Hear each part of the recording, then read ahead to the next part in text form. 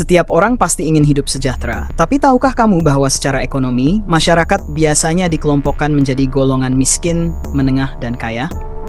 Nah, bagaimana cara menentukan kita masuk ke kategori yang mana? Yuk, kita bahas dengan bahasa yang simple dan mudah dipahami.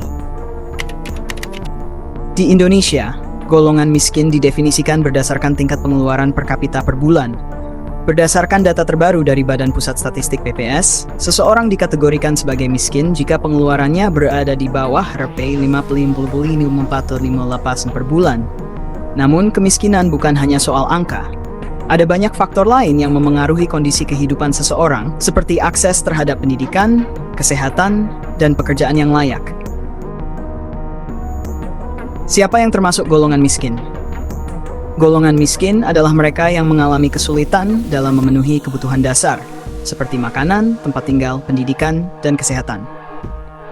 Beberapa ciri utama mereka adalah pendapatan rendah, penghasilan tidak mencukupi untuk memenuhi kebutuhan dasar sehari-hari, kebutuhan pokok terganggu, sering kesulitan membeli makanan bergizi, pakaian layak, atau membayar biaya tempat tinggal, akses terbatas ke pendidikan.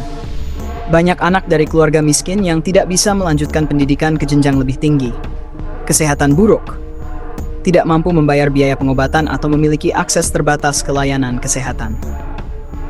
Kehidupan tidak stabil, bekerja di sektor informal dengan penghasilan tidak menentu, tanpa jaminan sosial atau asuransi. Contoh nyata golongan miskin di Indonesia adalah buruh harian, pedagang kecil, nelayan tradisional, petani dengan lahan sempit, dan pekerja di sektor informal yang penghasilannya fluktuatif. Tantangan yang dihadapi golongan miskin: harga kebutuhan pokok yang meningkat. Dengan pendapatan yang rendah, kenaikan harga sembako, BBM, dan biaya hidup lainnya menjadi beban yang sangat berat bagi golongan miskin. 2. Sulit mendapatkan pekerjaan layak. Banyak dari mereka yang tidak memiliki keterampilan khusus sehingga hanya bisa bekerja di sektor informal dengan penghasilan tidak tetap.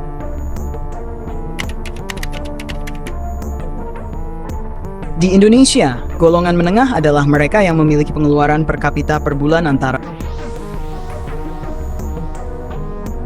Mereka tidak masuk kategori miskin, tetapi juga belum bisa dikatakan kaya. Golongan ini sering dianggap sebagai tulang punggung ekonomi karena daya beli mereka cukup besar dan mereka berperan dalam pertumbuhan konsumsi di Indonesia.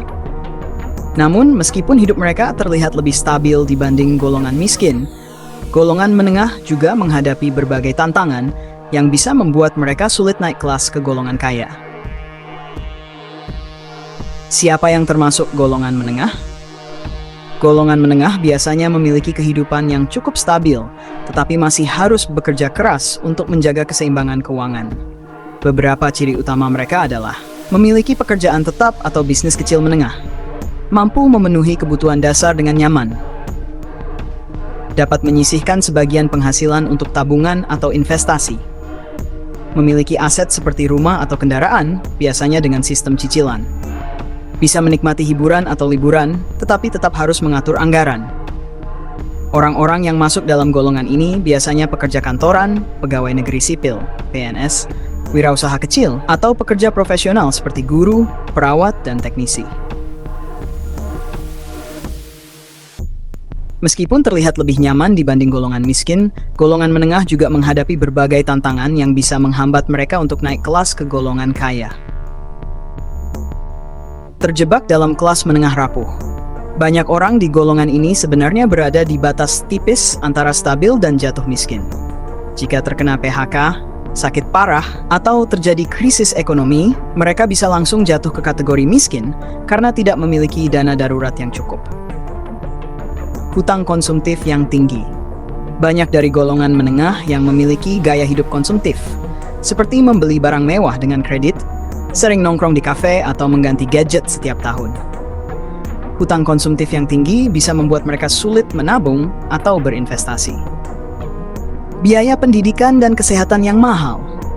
Meskipun mereka mampu membayar pendidikan anak dan biaya kesehatan, tetapi kenaikan biaya sekolah, kuliah, dan layanan kesehatan sering menjadi beban besar. Banyak dari mereka yang harus berhutang atau mengorbankan kebutuhan lain demi pendidikan dan kesehatan keluarga. Sulit naik kelas ke golongan kaya. Banyak orang di kelas menengah yang merasa stuck di posisi mereka. Gaji mereka cukup untuk hidup nyaman, tetapi tidak cukup untuk menabung dalam jumlah besar atau melakukan investasi yang signifikan. Akibatnya, mereka tetap berada di kelas menengah selama bertahun-tahun tanpa kemajuan finansial yang signifikan. Tidak memiliki perencanaan keuangan yang baik. Banyak orang di kelas menengah yang belum memahami pentingnya mengelola keuangan dengan benar. Mereka seringkali tidak memiliki dana darurat yang cukup, tidak melakukan investasi jangka panjang, menghabiskan semua penghasilan tanpa menyisihkan untuk masa depan.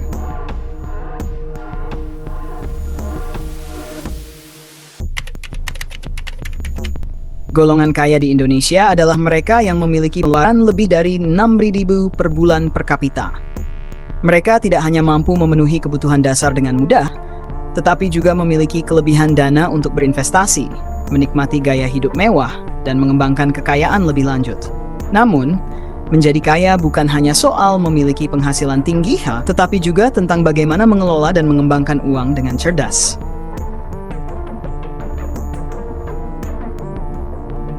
Golongan kaya tidak hanya terdiri dari para miliarder atau konglomerat, tetapi juga individu atau keluarga yang memiliki kebebasan finansial lebih besar dibanding kelas menengah.